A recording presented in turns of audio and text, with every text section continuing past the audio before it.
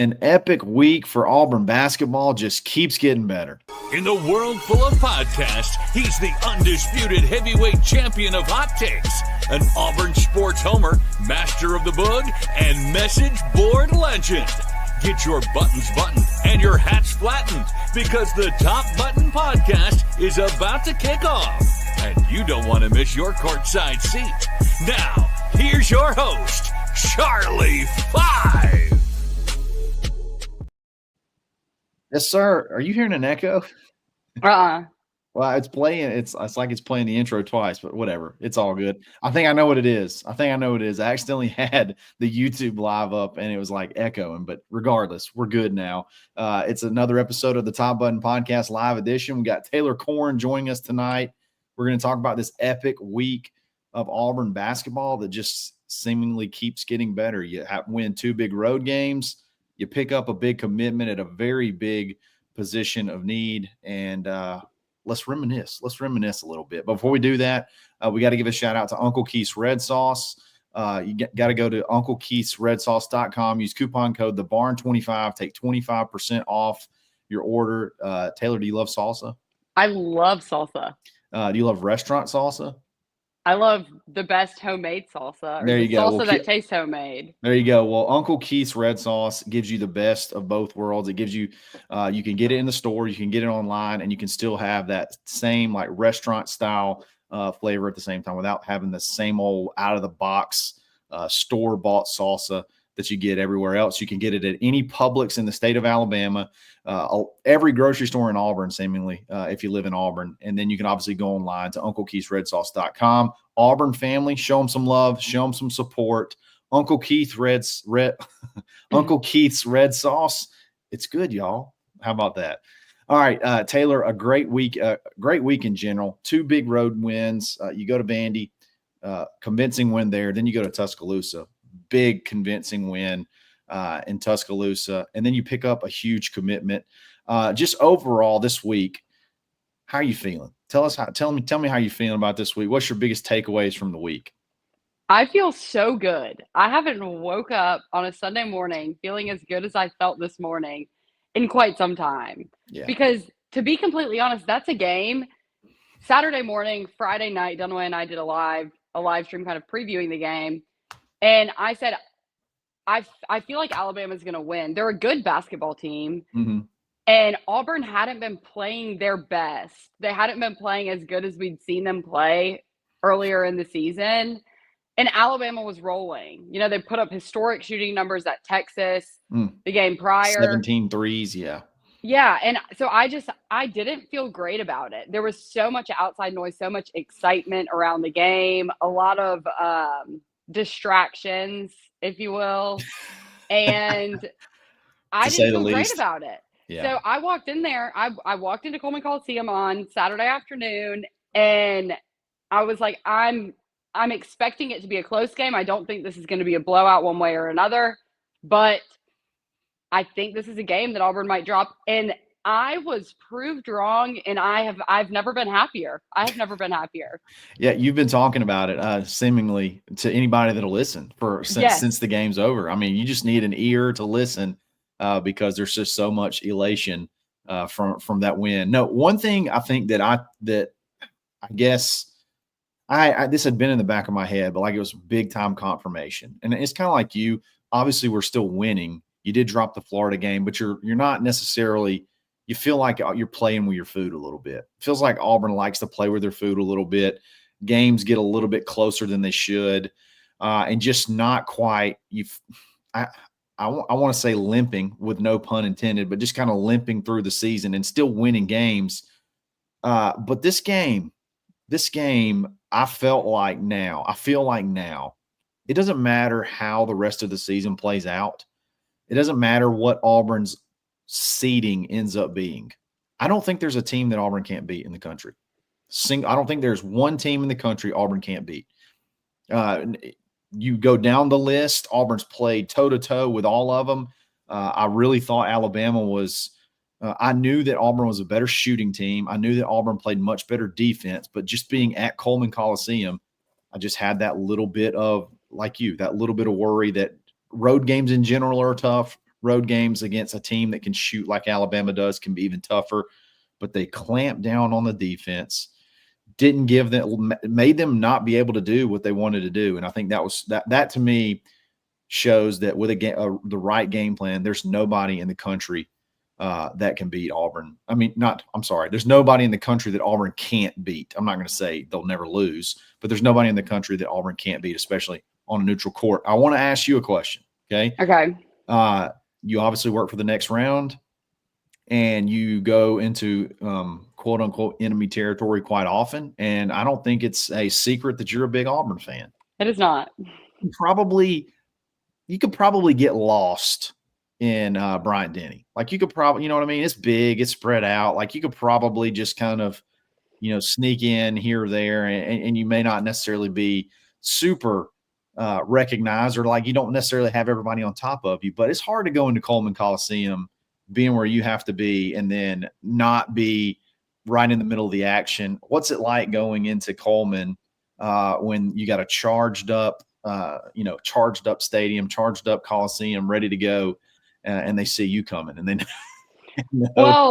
it's always interesting, no matter who Alabama's playing. I walk into the media room to put my backpack down, and there's always someone making some sort of comment like, "Oh, what brought you here?" That kind of all in good faith. But yesterday I was just walking around. There were a bunch of former players there, and when I'm in Tuscaloosa, I'm getting social media stuff for the next round. So I was going to where Brandon Miller and all the former players were sitting, because there were a bunch of them at the game. Yeah, there was. And I was walking out of the little tunnel near where they were sitting, and someone stopped me and said, "I have a feeling this is the game that's going to turn you into a Bama fan." And I literally got stopped in my tracks, and I was like, "Excuse me?"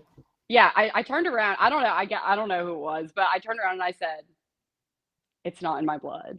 I kept walking. But after the game, I was like, "I don't know where you are in here. You may have already left, but I'm feeling pretty good." Yeah. So it's always interesting. And and then at the end of the game, there was like a minute left probably. And at this point, my stomach wasn't feeling easy. I was still a little Sure. nervous about the game, because I think the lead was 6, maybe. And they hit 2 shots. Yeah. And Janai had just missed 4 straight free throws. Right. So I wasn't by any means relaxing. And someone that was sitting next to me on the baseline, it was a couple people down, leaned over and goes, "Congratulations on the win." And I was like, whoa. This game is not over yet. This last minute could take 20. Yeah, exactly. They were going to extend it. And Bruce was losing his mind when every time Janai would touch the ball and get fouled. He's like, "Guys, what are we doing?" And then they obviously drew it up at the end to make sure that Broom was nowhere near the inbound, and then they closed it out. But were you not on the side? I'm trying to think which were you on Alabama's baseline, like on Alabama's side, or were you on Auburn's side? Yeah, I was on. Auburn was coming towards me offensively in the first half. Alabama was in the second half. So you were like the whole Chad situation like landed right in your lap, right? Yes. Right over my right shoulder. So I think I've seen enough angles where I kind of know about what happened and what the whole exchange was. But what was from your point of view, what did you feel like went down? So I saw him fall. Yeah. And then my vision was kind of blocked by the people sitting, because we're sitting on the floor. So you don't have any elevation to kind of get like a bird's eye view of what's going on. And so I saw him fall over the photo video people that were sitting on the baseline. And then I see him standing up. And at first I was like, okay, he's just, looking at the crowd.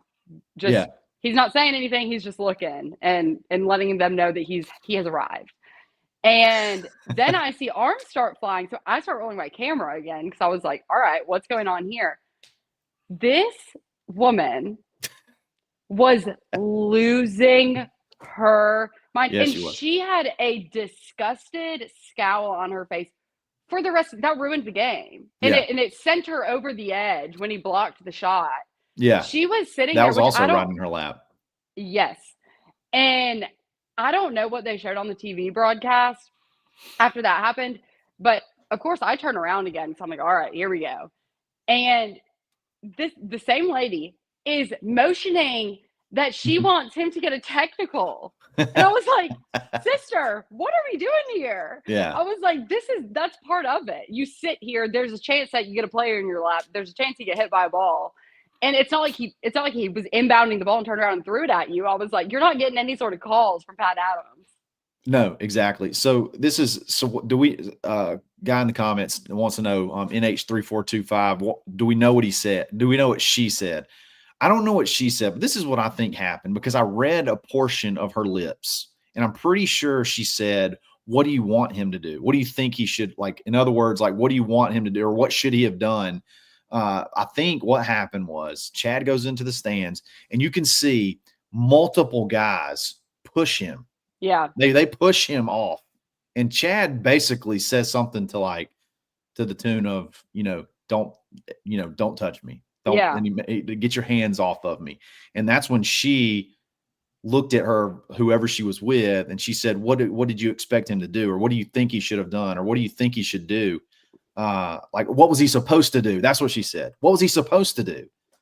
Well, you know what you're supposed to do. You help somebody up. You don't push him off. Like one guy, they called him frat guy in the tweets. I saw it. Frat guy stands up and goes out of his way to put his hands on Chad and push him. It was pretty exciting exchange, and she's going to be a meme forever. So yes, congratulations. Congratulations she will live on Auburn Twitter for the rest forever. For the rest she's of the time. Be, when the next win, she will be one of the comment memes, like the tweet comment memes, like you just lost to Courtside Karen or something, like you just lost to the team that upset Courtside Karen or something. I think that I saw people calling her Coliseum Karen. So I think that's a pretty good one. She was very upset. She was not happy, among other things. And then obviously she saw her boys tote that BTA, which I've really become to love that expression, belt to the hind end. It's become fun. And you saw Denver had the belt. No, it wasn't Denver. It was Tahad. Tahad had the belt in the locker room. Learned a new song this weekend. Walk in your trap, take over your trap. That's a good one. I'm a little bit old for that, but I'm going to start bumping it now. You should. Rightfully so. So yeah, great week, great game. Anything in particular in the game that we haven't talked about that you thought was like the turning point or like the biggest memory from the game, other than obviously Chad making fans mad? I was listening to Nate Oates' press conference, and it was a member of the media threw this stat out there when he was asking his questions, and I was so impressed by this. But he said, and I haven't gone back and watched the game yet, which I will probably tonight, because I like you said, I can't stop talking about it. I'm like, anyone that will listen, please speak to me about this game. But he said that when Alabama was trailing by 3 or less points, they were 2 of 13 from the field, 1 of 5 from 3. And he was asking Nate, why do you think you were able to claw your way back into the game a number of times, but then you got close and they pulled away again? And I thought that was very interesting. And Nate gave all the credit to Auburn's defense. And he said, when you're up 14, when you're up 10, you can get, I don't know if lazy is the right word, but you're not playing defense as hard as you are when it's a tie game. And that was crazy to me, because I was like, when they were playing lockdown defense, when it was life or death, we have to have a defensive stop. They held Alabama. They were 2 of 13. And that is insanely impressive for a team that everyone in the country knows can score. Yeah, totally. I mean, the defensive effort was just across the board was incredible. One of I think I'll probably remember the 3-point exchange in midway through the second half. I'll probably remember that forever. I mean, that was pretty incredible. They were not hitting anything.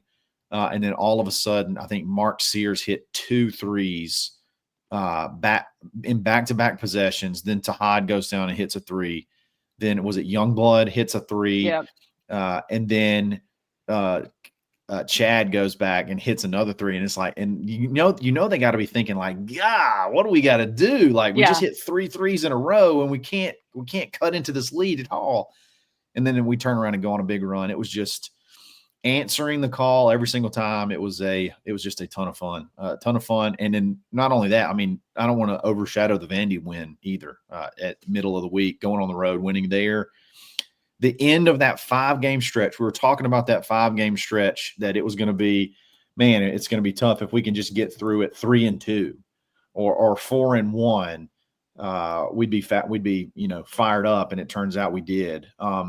Did you have any sort of predictions on that 5-game stretch? What did you see, Auburn? When I say that 5-game stretch, I'm talking about you started off with Ole Miss, you had Oklahoma, then you have Florida, at Vanderbilt, at Alabama. I mean, that was a pretty brutal stretch. At Ole Miss, Oklahoma, Florida, at Vanderbilt.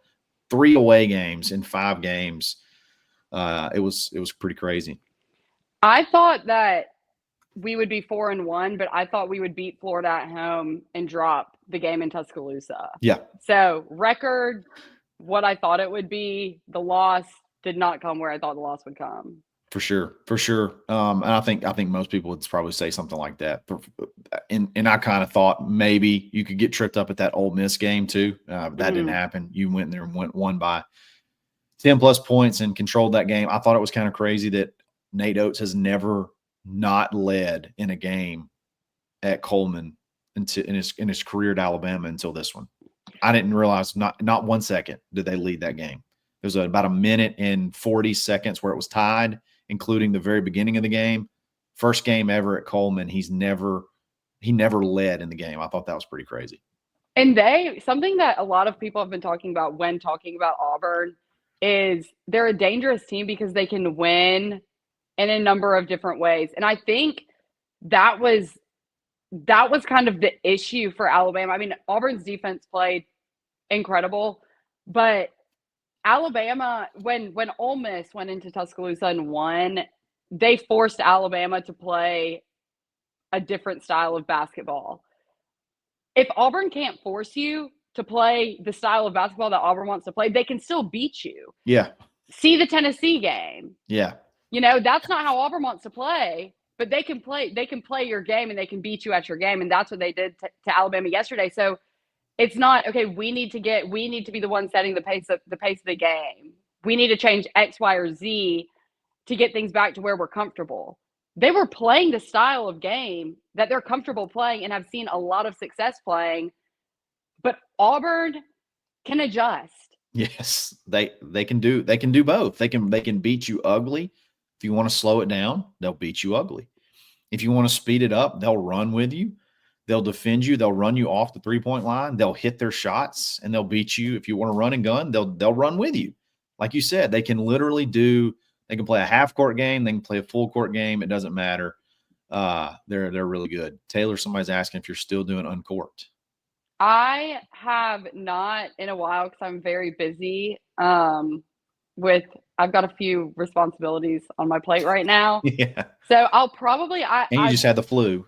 Yes, and I just had the flu, which thoughts and prayers to any of you who are suffering from the flu this season. That's got the brutal. Flu right now. Yeah, it's got the flu is tough. I was down bad with the flu.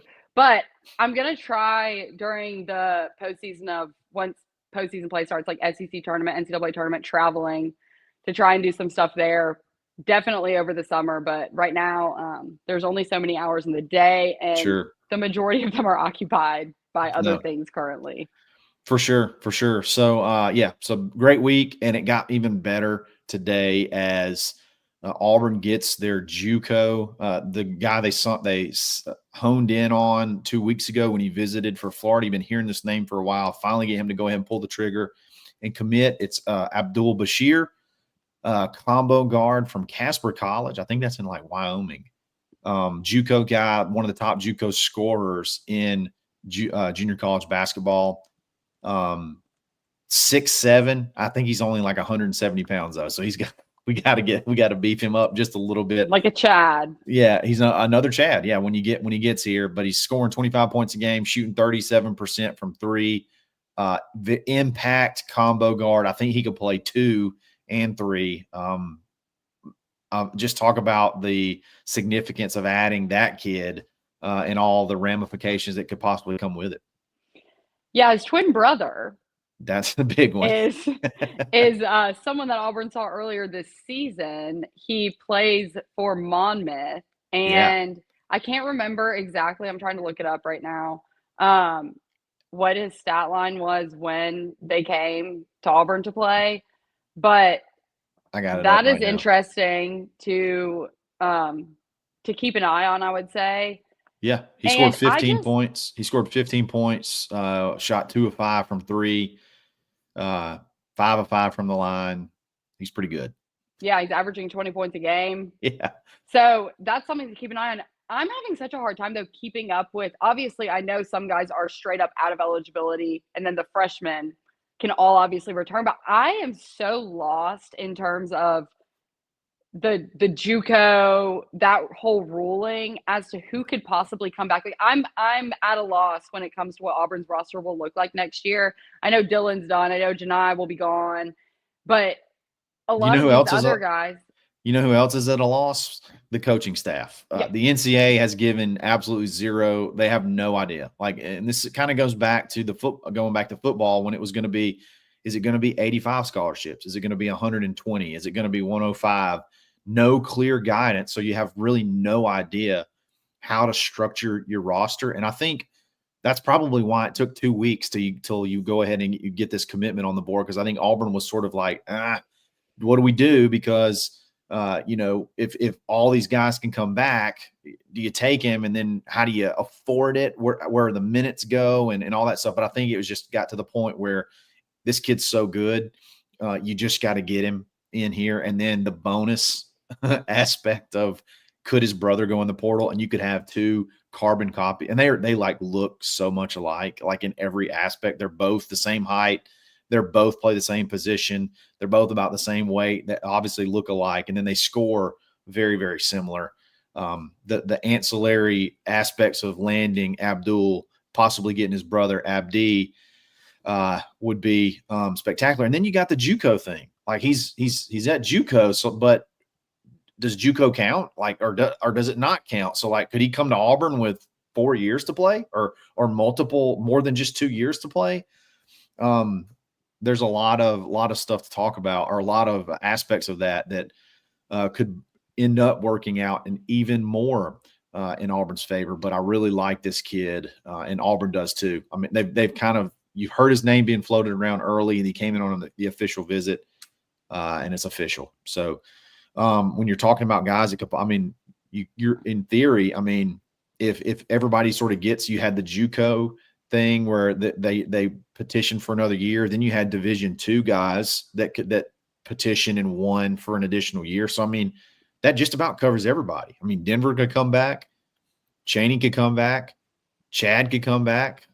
If they just go blanket 5 years of eligibility across the board, now you bring Miles back in. Miles could come back.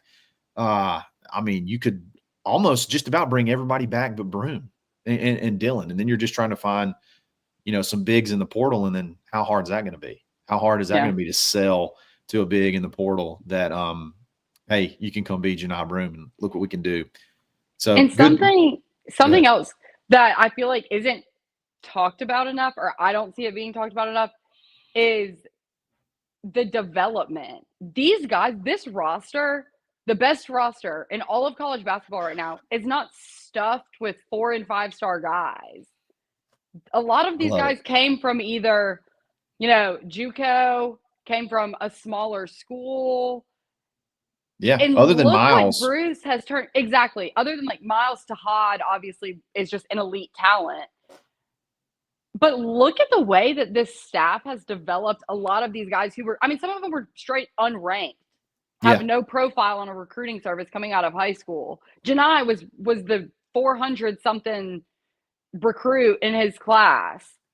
I mean, it's crazy. And I know the development, sorry, my lights are strobing. One of my light bulbs is messed up. But the joking about sold a dream, I needed to be developed from Aiden Holloway. Like, I'm not using the word development to make any sort of comparison to that, but just in general. I a couple weeks ago went down the list looking at the guys that are on this year's roster and went back and looked at what they were ranked And I know that stars aren't the end all be all coming out of high school, but a lot of times that's a pretty solid implication of what you're getting out of a player. So the fact that he's been able to turn these guys that were not highly recruited out of high school into players that any team in the country would kill to have out of the portal is incredible. Or coming from smaller schools and in the transfer portal, like Chaney. How good has Chaney gotten? It seems like every single time he goes out on the court, he gets just a little bit better. He's becoming a really clutch 3-point shooter all of a sudden, like hitting some big threes. And then you mentioned several guys, but yeah, I think I like that. I like that storyline. I like the idea that Bruce, they not only can evaluate, but they can develop. But at the same time, I feel like it's kind of used against Auburn. Like they shouldn't be where they are because they're just winning with a bunch of bums. You know what I mean? Yeah. And that's what it pisses me off a little bit, because I look at Alabama's roster, and they keep talking about Alabama. Even after the game, Jeff Goodman said to Bruce something like, well, they're probably more talented than you, but you still, went in there and beat them. And I'm so like, where does that come from? Like who? Like go roster spot by roster spot. Where is that? Where is that? I'm missing it. I love this team's makeup. I agree with you. I think Bruce being able to – Auburn probably doesn't have the best NIL war chest out there. Probably we're not really known, don't have a huge alumni base for basketball. That when I say that, I mean like that just could pump the money that like a Kentucky could pump in, or a UConn, or a Louisville, or these basketball schools, or heck, just even Tennessee, or some of these basketball schools in the SEC. But he's able to pick, he's able to choose, he's able to find the guys that don't mind getting dirty and playing defense. He's able to find the Chris Moores that can go play 9 minutes and be plus 17 and plus minus, the Dylan Cardwells who will hang out forever and be cool with being the number 2 guy. It's just it's been pretty remarkable. And this team is, they're really unreal. Like you're talking about, could be historically one of the best teams that's ever played college basketball. I mean, when you look at strength of schedule and everything, it's pretty incredible. So Auburn remains undefeated on the road in conference. Now you get to come home and you got 3 home games in a row. You could lose any of them, but all 3 you should be heavily favored. And I saw a tweet from one of the bracketologists over the weekend. It said basically, hey, if Auburn wins 2 more games, they're a lock for a number 1 seed, which is insane. We are not even in March yet. Like it's still midway through February, and Auburn's resume is built so deep already. 2 more wins, and you could be looking at a number 1 seed. Obviously, you're going to be vying for that number 1 overall seed, but just incredible. Like this is not even real life. That's what every time, like yesterday, for example, Dunaway and I sat down to go live after the game. He starts the show and he's just like, give me your thoughts. And I'm like, I genuinely don't even know what to say right now. And that's the same way that I felt after, I can't remember what game it was. It was after a home game recently. I'm like, I sit here and I watch them play and I'm floored because I'm like, what is going on?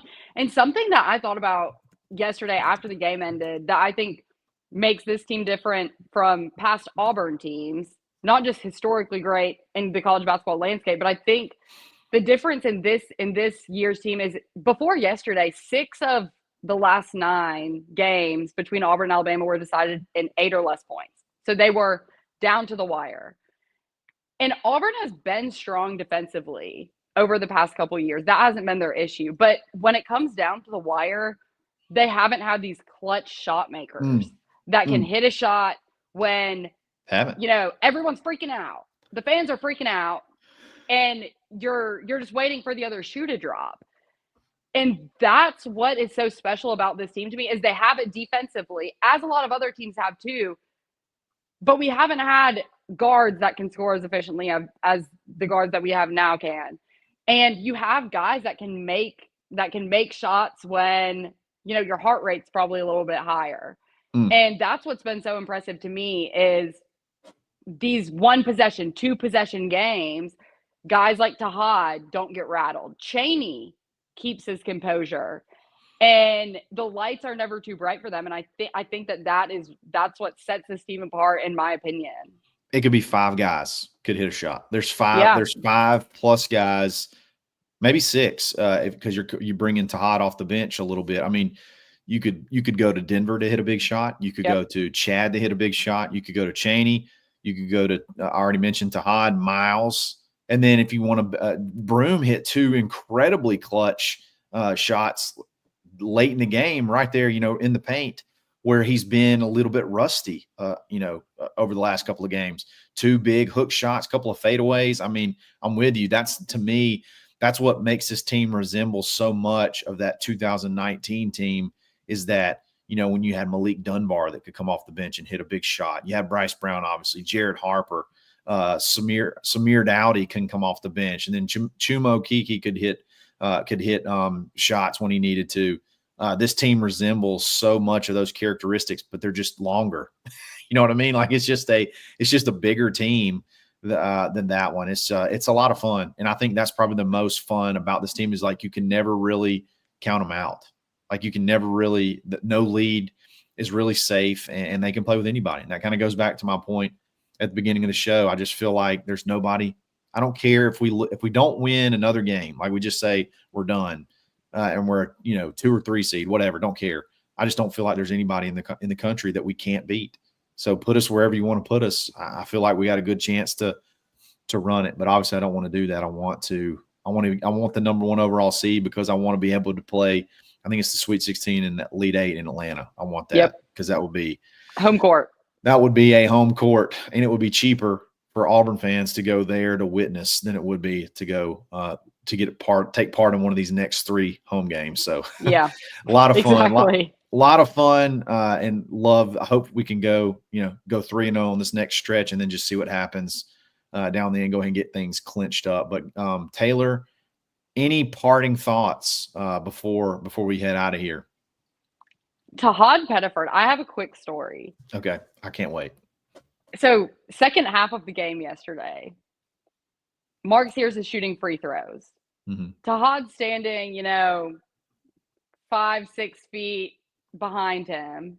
He's not under the basket trying to get a rebound after a free throw. So he's just kind of chilling back there. No one's around him. Mark Sears squats down a little bit. He's getting ready to shoot.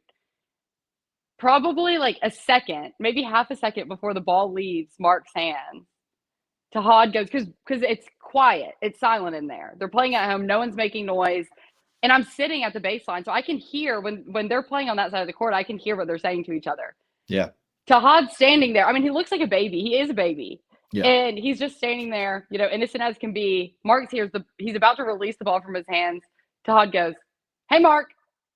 And it killed me, because I'm like, and then he has his little smirk on his face, like he's sitting there like he just played a prank. But I was like, this kid is fearless. He's coming in to, obviously they're winning. Would he have done that if they were losing?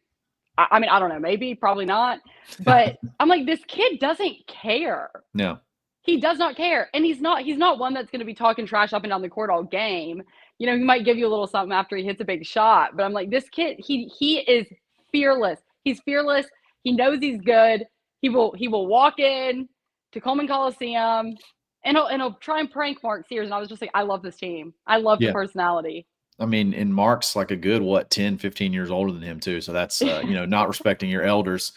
No, I love it. And that goes like saying stuff like that. And then when it's the 3-point barrage, him just going down there, taking the ball down the court and then pulling it up. Like, we don't get it set. We don't get a rotation. We don't got anybody under there for a rebound. I'm just going to pop it in your eye. That left-handed jump shot. Absolutely love it. Great week. A lot of fun. Got to keep it going. This season seems somewhat surreal, but it's been a blast following it, and I hope it doesn't stop anytime soon. So let's win these next 3 at home and then just kind of keep going from there. So, Taylor, appreciate you jumping on. Tell everybody where they can find you and support you. Yeah, you can follow me on Twitter, Taylor Corn TNR, and then after every game, home or away, Dunaway and I go live on the next round. How's he hanging up? How's he holding up? I would like to pat myself on the back for a second, because when Alabama loses, I don't join the show and parade around it. I'm trying. You should, but you don't. You're very graceful. I should, because I know how I feel when Auburn loses, and I'm treating others the way that I would like to be treated. And never works that way. He's struggling. I think we recorded our show that will be released tomorrow morning. This afternoon, we started recording, and he starts the show by saying that the official threw the ball to Auburn for the tip-off at the beginning of the game. And I was like, are you kidding me? I was like, that's how far we're reaching. They played 40 minutes after that. Alabama shot 127 free throws. That's what I was like, no, really? And he's like, I mean, I know they had 38 minutes or 39 minutes, like, to figure it out, but he did throw the ball to Dylan Cardwell. And I was like, okay, I'm going to go back and watch this. No. Dylan Cardwell was 2 feet off the ground, and Cliff hadn't even jumped yet. I'm like, talking about triple single? Like, what are we doing? I was like, he tries to just get me riled up. That's part of it. But I was like, all right, you're stretching here. You're reaching. But if you would like to see his banter, you can join us live post-game. And then on Monday mornings and Friday mornings, we put out episodes, and then 9 to 12 every day on the next round. Can't wait to catch the next one. Guys, if you like this video, like it. If you like this channel, subscribe to it. Thanks for everybody in the comments with the great y'all are cracking me up with some of the stuff in there. But definitely hit that alert bell so you know when the next one's going live. We really appreciate it, and we'll catch you the next time. This is another episode of the Top Button Podcast. Stay button. Thanks for listening, and drive home safely.